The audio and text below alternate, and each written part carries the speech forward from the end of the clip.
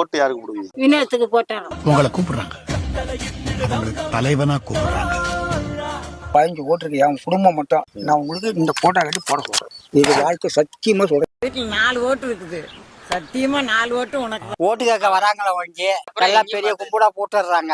எதுக்குமே வரதில்ல. பணம் சம்பாதிக்கணும்னு ஆசைப்படுறவன் பதவியை தேடி போவான். மக்களுக்கு சேவை செய்யணும்னு ஆசைப்படுறவனே பதவி தேடி வரும். கட்சிக்கும் கிடையாது, ஜாதிக்கும் கிடையாது. இல்ல இந்த உங்களை மாதிரி உள்ளவங்களுக்கு ஒரு தடவை புதுசா போட்டு பாப்பேன். சாதி கருமாந்திரத்தை யாரு கண்டுபிடிச்சுவேன்? மந்திர மோதிரம் கண்டுபிடிச்சாலும் மந்திரிமார்கள் அதை கட்டியா பிடிச்சாங்க. இப்ப போ. எதை வச்சு சொல்றீங்க?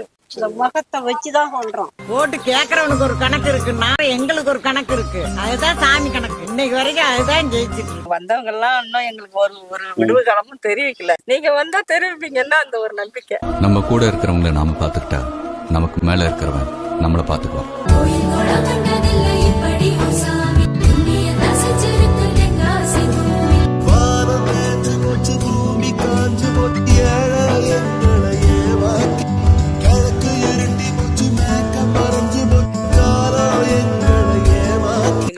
விடுவு காலமும் ஒரு வந்தாலும் கூட கதை முடிஞ்ச உடனே நாங்க எங்க இருக்கிறோன்னு கூட பார்க்க மாட்டாரு. தனிச்சு நிக்கிற மக்களை நம்பி மக்களுக்காக எனக்கு ஓட்டு போடுவீங்களா? போடுறேன்ப்பா. என்ன பார்த்த உடனே டக்குன்னு ஓட்டு போடுறேன்? எப்படி? வந்தவங்க எல்லாம் இன்னும் எங்களுக்கு ஒரு விடுவு காலமும் தெரிவிக்கல. சரி, நீங்க வந்தா தெரிவிப்பீங்கன்னா அந்த ஒரு நம்பிக்கை. அந்த நம்பிக்கையை வச்சு நீங்க செய்வீங்க. போட்ட புதுசா நம்ம ஆரம்பிப்போம்னு நான் அதை சொல்றேன். ரொம்ப நன்றிமா. நீங்க ஒண்ணும் நினைக்க வேண்டாம். இந்த நம்பிக்கை காப்பாத்துவோம். சரியாமா? அந்த கோயில் முழு உட்காந்து தான் சொல்றேன். சரிப்பா, நம்ம தான் ஜெயிக்கிறோம். கண்டிப்பா உங்க நம்பிக்கை காப்பாத்துவோம். தெருவிளக்கம் ஒன்றுக்கு எரியுது. அப்பப்போ சரியில்லாம இருக்கு. பொன்னேரி கரையில ஒரு ரோடு மாதிரி போட்டாங்கன்னா கொஞ்சம் நல்லா இருக்கும். இந்த வாய்க்கால சரியா தூர் வரலாம். அந்த பொன்னேரி வாய்க்கால நான் சுயேட்சையா எம்எல்ஏவுக்கு நிக்கிறேன். சரிங்க. எனக்கு ஓட்டு போடுவீங்களா?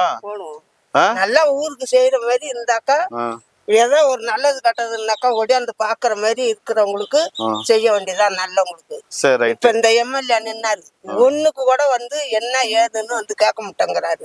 நாங்க வந்து துப்புர பணியாளரா வேலை செய்யறோம். அங்க மீட்டிங்க்கு வராது, அங்க வராது, இங்க வராது, கையெடுத்து கும்பிடுறோம். எங்களை இப்படி ஏறு எடுத்து பாக்கல, அவரு வட்டிக்கு போறாரு. இந்த மாதிரிலாம் சூழ்நிலை போயிட்டு இருக்கு.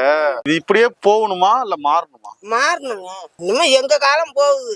இன்னும் இருக்கிற பிள்ளைங்களுக்கு வேணும்ல. உங்களுடைய பிரச்சனைகளை தீர்க்கிற மாதிரி ஒரு ஆள் வந்தா நீங்க அவங்களுக்கு ஓட்டு போட்டு ஜெயிக்க வைப்பீங்களா? ஜெயிக்க வைப்போம். ஆனா செய்வீங்கிற ஒரு நம்பிக்கை இருக்கு. எங்க புள்ள மாதிரி உங்களுக்கு செய்வோம். சரிம்மா, நீங்க சொன்னாலும் சொல்லாட்டாலும் நான் உங்க புள்ளதான்.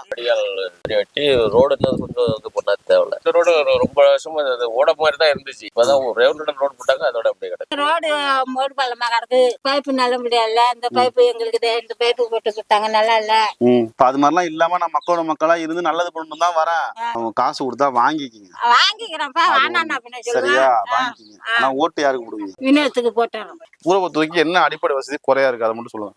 குறையன்னா அதே ரோடு போடல. எங்களுக்கு இந்த பக்கம் சுடுகாடு, இந்த பக்கம் எல்லாம் ரோடு போட மாட்டேங்கிறாங்க.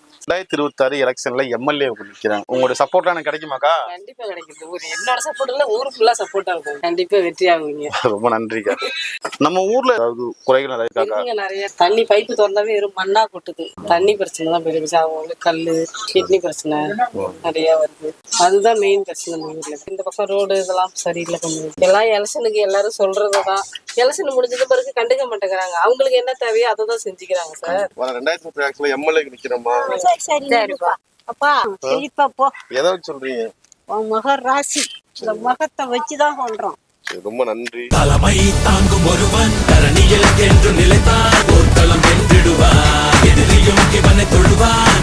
மலை போல எழுவான். புயலை போல வந்து தனியே நின்று ஜெயிப்பான். இவனை போல ஒருவன் தமிழன், வீர தமிழன். வர எலெக்ஷன் வருதுல்ல, அதுல வந்து எம்எல்ஏவுக்கு சுயேட்சையா நிக்கிறேன். ஓட்டு போடுவீங்களா? போட வேண்டியதான். கேட்ட உடனே சொல்லிட்டீங்களா? எப்படின்னா சுயேட்சையா நின்னீங்கன்னா தனியா தானே நிக்கிறீங்க. கூட்டணியில போனாதான் ப்ராப்ளம் வரும். தெளிவா திட்டோட்டமா பேசுறவங்கள்ட்டதான் நம்பிக்கை நானே இருக்கும். எங்க போய் கேட்டாலும் பணம் தான், லஞ்சம் தான் கேக்குறாங்க. 1.5 லட்சம் 1 லட்சம். பிஎஸ்சி நர்சிங்க்கு இப்ப 2.5 லட்சம் ரூபாய்.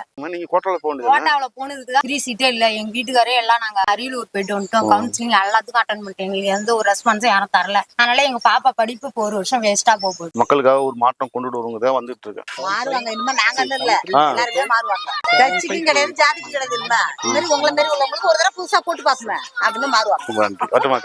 30-40 வருஷமா நாங்க வாடகை வீட்டுல தான் இருக்கிறோம். உட்கார கரம்பு அங்க இட வசதி இருக்கு. இன்னமும் அங்க ஒரு 3 சென்ட் இடம் ஒதுக்கீடு பண்ணி கொடுத்தாங்கன்னு வச்சுங்களேன், நம்ம ஒரு வீடு கட்டிட்டு அங்க போய் இருக்கலாம். இப்ப இன்னமும் இதுல அந்த காலத்துல இருந்து வாடகை வீட்டிலேயே இருக்கிறவங்க எல்லாம் இருக்காங்க. இங்க பஸ் வசதி இருக்கு, மினி பஸ் சரியான டைமுக்கு கிடையாது.